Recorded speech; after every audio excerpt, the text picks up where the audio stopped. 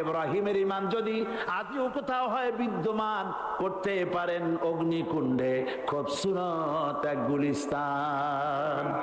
এখনো যদি ইব্রাহিমের সন্তানদেরকে আগুনের মধ্যে ফেলে দেওয়া হয়, আর ইব্রাহিম ঈমান যদি থাকে, আগুনকে ফুলের বাগান বানাবার ক্ষমতা আল্লাহর আছে। রাষ্ট্র শক্তি, তাদের হাতে অস্ত্রপাতি তো খুব শক্তি, আর তারা একবার ক্ষমতায় যায়, ওরা মনে করে এই ক্ষমতা থেকে আমাদেরকে কেউ নামাইতে পারবে না।